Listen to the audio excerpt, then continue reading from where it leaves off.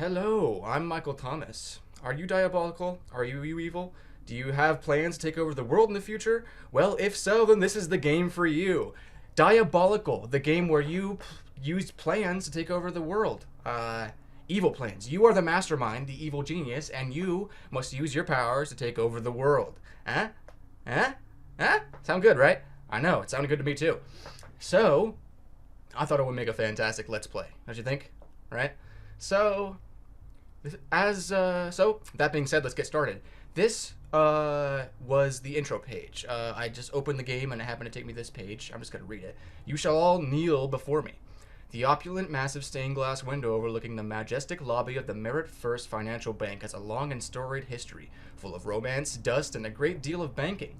But most stained glass enthusiasts agree that while many honorable and worthwhile adjectives could be applied to the noble old warehouse, austere, beautiful, large, red, and many others, apparently it's red, exciting would be one of them. Well, exciting would not be one of them. At least not until 2:37 p.m. to Thursday afternoon, when the window exploded, showering crowds below with rubble and broken glass. That sounds painful. The window did this with normal dedication to a job well and thoroughly done, aided in its performance by the high-intensity directed plasma charges that had, until only moments before, been lining its frame. The force of their detonation transformed the handiwork of the artisan Joseph Bramson, 1881 to 1937. Oh, apparently he's dead now. Long time ago too. From a stately statement on the majesty of wealth into a vibrant rainbow of tiny, very sharp fragments of glass. From the right perspective, that is, not cowering on the floor of a bank, deafened by a massive explosion, or watching from the outside, detonator in hand and earplugs in ear. The shards looked quite pretty as they rained down through the afternoon sunlight onto the heads of the hapless customers. Ah, diabolical indeed. And what of that detonator clutching hand? What dastardly villain would be so forcefully desecrate one of Merit City's greatest artistic treasures? Who would startle so many of Merit City's stalwart birds nesting on nearby roofs? Who would be vile enough to so terrify so many law-abiding checkbook-having citizens? Oh, right. You. In this case, me. And it was me, because the player must do these things. Sounds like whole loads of fun, and oh, okay. Alright, so let's get down to it. Alright, so the bank's youngest, fittest security guard struggles to her feet as her co-workers continue to lie stunned on the bank's cold marble floor. Smoke and sunlight pour upon them through the hole where the bank's window used to be. Jesus, man. I can't say words. Your shadow falls across the guard and her eyes widen. My shadow? Huh. Little wonder, since she sees a high-tech daredevil, a ruthless military attack, a terrifying apparition. Ooh. I'm evil. Ooh. I'm not a ghost. Growing darkness blots out the sun. All anyone can see of you is a long onyx cape and eyes. A cape? I don't want a cape. Well, I guess that's what happens when you choose a frightening figure, something figure.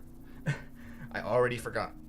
The guard stumbles back, hand over heart, eyes wider than before. As her fellow guards moan in fear, she dives behind a desk overturned in the explosion. You enter the bank as a dark presence, and no one opposes your advance. Ooh. This is going remarkably well, you think, as the last of the bank's guards fall before your powerful assault. Obviously, you had been expecting success. Today's attack on the bank was the accumulation of months of meticulous planning. Of course it was. Alarm companies broken into, weapons manufacturers raided, costume shops plundered. You had left no detail untouched by your nefarious intellect. And yet, if you're being honest, you're expecting a little least of more of a challenge. I have a feeling it is going to take a turn for the worse, but let's see. You take a moment to adjust the camera attached to your costume's label. The green light on the tiny device chassis indicates that your exploits are being successfully uploaded to Darkspace, the internet's #1 database for malignant misdeeds, vile victories, and general blow stuff up supervillainy. Supervillainy! That's a great word. I love that word. Supervillainy. Alright, that's enough of that. After all, you think, what's the point of robbing a stupid bank if nobody important hears about it? In fact, it's probably time to do something to make an impression on the wider supervillain community, considering that more and more rookies have been getting into the game just in the last few years. Inspired by the likes of your murderous Dr. Arachnus or the twisted, mysterious I can't pronounce that. You're going to have to do something if you want to stand out. What to choose? What to choose? This is my evil genius hand motion here. It's a little zoomed in. I've got the hands and the What shall I choose? Kill one of the guards, show off my power, or give an evil laugh. It's hard to beat the classics. Yes, indeed. It's timeless. Evil laugh is timeless. You throw your head back and let loose with your best evil laugh. It starts deep in your belly before climbing into the higher, more maniacal registers. It goes on for a long time, taxing your stamina, and you feel it slip a few times into the dangerous realm of cackling. But you right the ship, get the beast under control, and bring it to a satisfying, throaty conclusion. The crowd of... throaty... Oh, this game's already pretty cool. I like it. For just text over here, it's actually pretty well written. You just hope that no one watching on Dark Space realizes how many times you practiced this in the bathroom mirror at home. Only about 1,000, 2,000, give or take 1,000. You quickly identify the bank manager hiding behind his desk in the bank's back office. He offers little resistance as you drag him toward the bank's massive vault. Even if he doesn't open it for you, you want him to watch. After all, it's his job to manage the bank's money, which you're about to take. You pull out a rubber stamper you made for situations just like this. Conveniently, he has a stamp pad on his desk. Oh yeah, he probably also has a stamper. If you press your stamper into the ink, then stamp the manager's forehead with the word fail. He's actually crying a little. Oh, that doesn't feel that good, but I mean, there's a slimy fluid dribbling out of his nose. Oh, I wonder what that is. You try not to get any of it on your costume. None of that, please. Now, how to get the vault open, huh? Tech my way into the vault, blow the vault, or intimidate the bank manager. I don't think I want to blow the vault. I'll just tech my way into that. How about? Tech's fun. As the manager whimpers quietly, you attach a small round device into the vault's massive Vaultanium. Vaultanium? I don't think that's a thing. Is that a thing? I don't think that's a thing. Invented by the enigmatic science hero Professor Infinite before his death at the hands of the deadly crustaceous boxer Cassius Claw. See Professor Infinite number 321. I don't know where that is, but I'd like to read more on that. Anyway, float like a lobster, killed like a crab. True believers. Vaultanium is supposed to be completely impervious to attack, which is why it's pretty awesome that your new molecular disruptor actually works on the stuff, vibrating its molecules out of phase with each other and blowing the vault apart in seconds. A molecular disruptor. Ugh, that doesn't sound good at all. What you doing to the particles? What if that happened to a person? What particles? You honestly didn't think banks still kept their cash in big giant piles like this? Don't they store them as bearer bonds or something? You remind yourself that you should probably do some more research on banks if you plan on robbing more of them in the future. If you weren't already staggeringly rich, this would be a life-changing amount of money. As is, there's still more than $1 million here, all piled up on the ground. You still think that seems really stupid. What do I need to rob a bank for if I'm already rich? You focus on the larger bills, managing to scoop several $100,000 into your bags without slowing yourself down too much. Before you leave, you pause to leave your calling card, the trademark you picked to symbolize yourself as a villain. What about the fail thing? I thought that was it. All right, well, I guess the fail can be a nice little addition. Always helps to have more. A confetti cannon? Oh, I don't think so. A single feather? Oh, I can leave a confetti cannon? A riddle? Ooh. Well, that'd be kind of cool if I got to pick the riddle, but I don't know what it's... I still might pick it. A card with my initial on it? Nah. Nothing? Oh, I'm gonna do a riddle. Fuck yeah. Alongside all the weapons and gear you brought with you is a small scrap of paper. You pull it out and set it on a desk in the bank lobby. Upon it, you've written a short riddle. Not the sort of riddle that will lead clever detectives to your lair or foil your next plot. You aren't that crazy yet.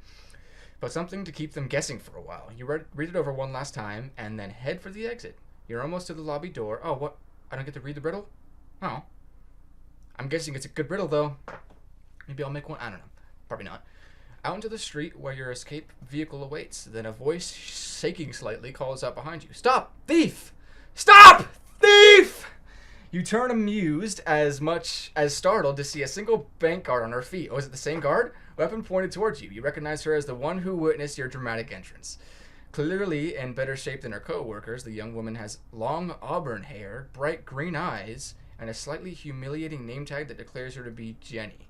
Jenny. Jenny. Despite her obvious fear, her gun doesn't waver as it aims directly at my chest. This is a tense, dangerous situation. Now, in all likelihood, your armor will be able to deflect the bullet's path, but it'll still hurt like hell. If she shoots you, it might gum up your gateway plans. Okay, that's still a whole sentence. You're left with a few choices. Kill this irritating do-gooder. Kill the do-gooder! Or kill her with regret. Knock her out or offer her a job. Huh. Okay, well, I'm not going to pick the first two because, I mean, I have armor, so, I mean, it's not necessary to kill her. I mean, that'd just be that'd be pure evil. I'm not that evil. I'm not that crazy and not that evil. I mean, do some pretty evil stuff, but I mean, murder, it's a little bit much. Anyway, I think I'm going to offer the job, huh? I mean, that seems, you want to work with me? Gave you $1 million bucks.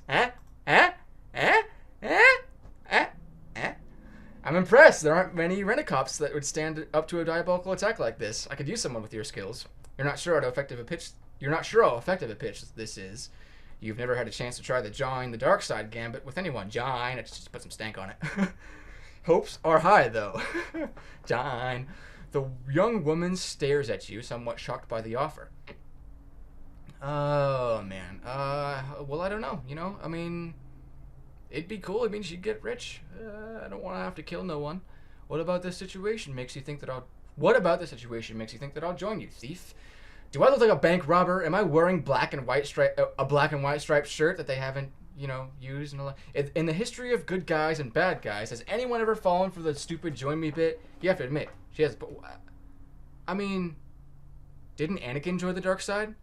So I mean, that's. All right, fine, knock her out. I don't want to deal with this crap no more. Kablap! Well, Jenny thinks of more inventive ways to reject her offer. You think of ways to disarm her. It's a much more practical exercise, which you quickly prove. I really do respect your abilities, you say, doing your best to be polite. If you ever reconsider, do look me up. Do look me up. Then you bring the gun down on her head. Kablaps! You're walking out of the bank into the pleasant April sun, flushed with the feeling of a robbery well done when something explodes behind your eyes. It doesn't even hurt exactly, but it is amazingly unpleasant, like your entire head is under an incredible pressure. Suddenly looming over you is a man you have seen many times before on the nightly news, usually accompanied by the words tragedy, massacre, and body count. His head is entirely bald, with a long hawkish nose and cruel beady eyes. The upper half of his body is clad in a strange mixture of lab coat and military uniform, with wide, flaring shoulders. The lower half is a maniacal monstrosity, a spider-like abomination crafted from metal and wire. Ugh! Oh, no! I hate spiders! I can't. My weakness.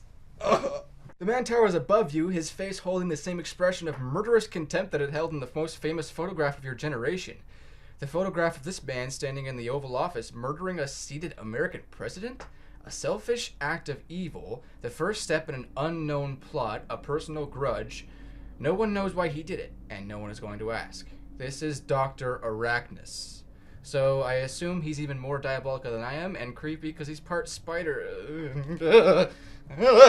I don't like it. I don't like it. I can't. Every time I think about it, it's strangely, no one seems to have noticed the world's most dangerous supervillain appearing on a city street. Well, that's kind of convenient. Though there are sirens in the distance responding, no doubt, to your attack on the bank. None of the passerby on the street react at all to the man's first appearance in almost half a decade. One even walks directly through the 10-foot-tall monster, casting a worried glance at you as she does. Suddenly, a grating nasal voice rings in your... What does that mean? Through the 10-foot-tall monster? What, is he not real? What? Greetings and welcome, fledgling, to the supervillain community. Is it a fucking hologram or something? I get it. It's a hologram. Okay. Greetings and I mean, if there are molecular disruptors, there's gotta be holograms, right? I don't know what year this is, but it's a cool year, and I want to live in it. Greetings, greetings, and welcome, fledgling, to the supervillain community. I am Dr. Arachnus, and I have hijacked your optical and auditory nerves. Oh, what? That's kind of a. I think that's weird. I don't think you can do that, but all right. Know that if I so desired, I could crush you where you stand. I could fill your brain with images of madness and death that would leave you forever an imbecile. Interesting. Know that I do not because it amuses me to let flies like you survive. Oh, see, you said flies, like he's a spider and we're flies. You flit and you bite and you distract the pathetic authorities and heroes of this world from my important work. With one of the world's most powerful supervillains suddenly in your head, you can't help your immediate reaction. Get out of my head! No! How dare he invade your mind like this? The sense of violation leaves you outraged. He may be powerful, but this sort of behavior is uncalled for. It's outrageous! Seething with rage, you wish you knew how to force him out. There are rumors he's clairvoyant, but not even telepathic supervillains have an explanation. Dr. Arachnus just keeps talking. This isn't a conversation, you realize. He doesn't consider you worthy of that. Oh. I mean, doesn't really say whether he can hear me or not. It just says that he doesn't. He probably chooses not to. Anyway, so welcome, Ant. Enjoy your little games, your dark space, your pretensions of money and power. Pretensions? Huh. Cut that out. Oh. Whew! Okay. Where was I? And 2/3 of your stolen loot suddenly vanished. What? What? How much? Well, he said it only was a couple 100,000. Man, that's most of my take. Teleported away by the mad doctor. Oh, this is just getting ridiculous. Not because I need it, but to remind you that I can. Oh, well, you're a dick. And to remind you, insect, that there is only one law to supervillainy in this world. Power is respect. Power is respect. And Arachnus is power. Okay. Cackling with a high, terrifying laugh, the images of the mass murderer disappears. The image of the mass murderer. You are left kneeling on a city sidewalk with what is left of your hall close at hand. The sirens are getting closer and you don't have a lot of time. It's time for the final phase of this operation.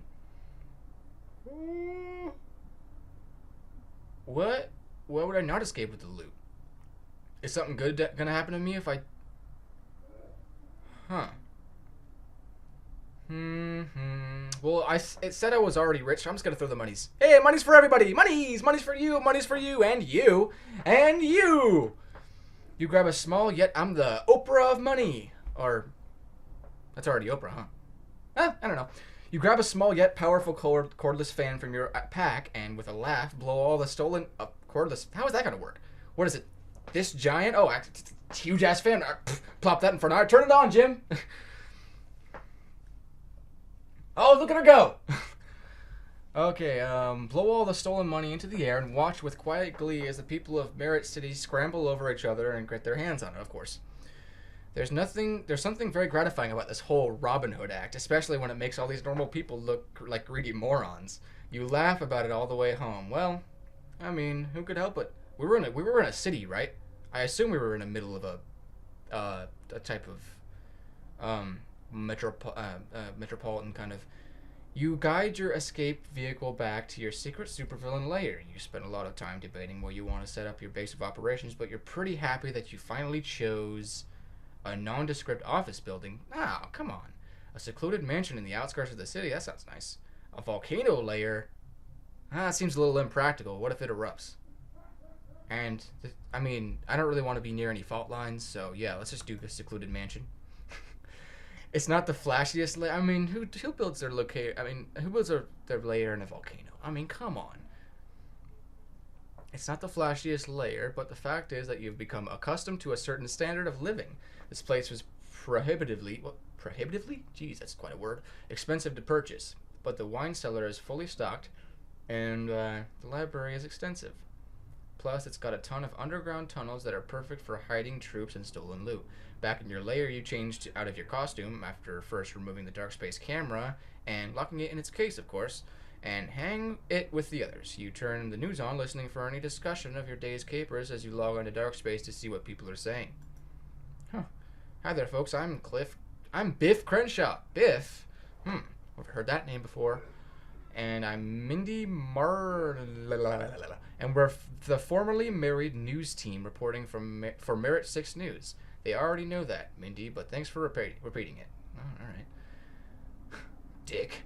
Shut up, Biff. You can't tell me what to do. Oh no. We've got some great stories for you tonight, folks. A bus crash, and just skip right by that. A bus crash on the highway, a puppy crash in the A puppy crash in the pet shop? Oh no, that sounds horrible. Oh, I hope the puppies are okay. Oh, but the bus crash doesn't matter, no big deal. And a whole rain of kittens coming on the weekend. But before that, our top story, Mindy? Thanks, Biff, you philandering piece of trash. Huh. So, I mean, alright. Our top story, I don't get this. Our top story is a daring daylight robbery of Merit First Financial Bank, perpetrated by a new villain who has arisen to bedevil Merit City. Police report that a riddle was left at the crime scene, which may help narrow down the possibilities. Yeah, right. I'm not that crazy. The screen shows a grainy security camera picture of you making your big explosive entrance. You feel a little stupid little thrill and think, hey, I'm on TV. I'm famous. Here's my interview with security guard Jenny. No, security guard social. Here's my interview with security guard Jenny. Jenny Tragarson from earlier today. The young guard, still traumatized, appears on the screen. A voice questions her from off screen. Miss Tragarson, this is Mindy Merit 6 News. How would you describe the assailant? Better or worse than my ex-husband Biff? Jenny is visibly confused. Worse? The screen cuts to black. The screen cuts back to the studio. There you have it, Biff. Even worse than you. What a dastardly villain. Thanks for that, Mindy. You sure are a firecracker, by which I mean loud, annoying, and dangerous. And you should be illegal. Wow, these guys really don't like each other. They said formerly married. Why are they still a crew? They probably had a contract or something. Well, that's what happens when you work with family. Anyway, the thief then left the money behind, throwing thousands and thousands of dollars in cash onto the air of the downtown Merit City. Was this carelessness, or was it some modern airless take on Robin Hood? Either way, almost all the people who snagged the money deposited it right back into Merit First Financial, which suggests that they have a previous perilously poor grasp of pattern recognition. Sounds like it's irony, I guess. Sounds like our second marriage, Biff. Good one, Mindy, good one. Our second marriage? Oh, I just give it up. You turn your attention to dark space to see what others are saying about the day's caper. Opinion on the job is mixed. The younger villains like the Flaming Ham. The Flaming Ham? That's not a good villain name. That's the worst villain name since the Hamburglar. Kind of the same, though. Anyway, deride you for hookiness, but you pick up some cred with some of the old school villains. You even get a few words of encouragement from the famously taciturn Death Turtle. Huh. Nobody comments on Dr. Arachnus or the money. In fact, the only comment from any of the upper tier villains, an unofficial distinction but one that carries weight, is a smiley face, left as a comment on your video by the enigmatic Nautilus. As usual, no one knows what it means. That might be important later. Minotaur, the International Criminal Syndicate, has nothing to say on the matter. That's good because it means your operation didn't get on the way of their plans. Minotaur, interesting.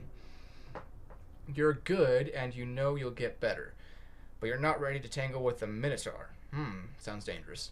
As you log off dark space, you look down at your hand and are unhappily unsurprised to see a bright red A written on the skin in jagged spidery letters. How is spidery an adjective? Spidery letters? That doesn't sound good at all. You know somehow that it's not really there, just a memento left in your neurons by Dr. Arachnus. So that's kind of interesting. I don't know, man. I don't know about that. You have trouble getting to sleep. That's a little, I don't know. I mean, I want to say cliched, but I mean, it's not, I don't know anyone who's used it before. I know people have used something like that. You have trouble getting to sleep that night, alone in the dark, tormented by thoughts of Dr. Arachnus. You think back to how it all began 6 months ago. You weren't a supervillain with a growing reputation on dark space 6 months ago. Your greatest problem was boredom, not a madman beaming messages into your brain. 6 months ago, you made a decision that changed your life. Yes, Father, I shall become a bad guy. Yes, Father, I shall do it. Note, starting with this chapter, succeeding on certain skill checks will earn your villain planning points. These represent your villain clicking up on some of info or strategic advantage that adds to their ability to plan for any occasion. Planning points can be spent to unlock certain usually positive choices in dangerous situations, helping you when you might normally fail. Oh, I see. Okay, so that's how this works. Okay, that's pretty interesting. I mean, this is how I get more points, apparently. Well, I mean... It's another, I mean, if it has like chapters or what's the menu? Let's see what the menu. View the credits, play more games like this. Email us at support Diabolical. Share this game. Huh. That's pretty interesting. Alright, well, I mean, we're getting close to 30 minutes right now, so I mean, I guess this would be the end of part 1 for this one, and I'll probably pick it up for part 2, but if you like this one, like, comment, and subscribe, and to see more. Like, comment, and subscribe to see more from our channel. And until then, until the next video, bye bye. Okay, this one we haven't done yet.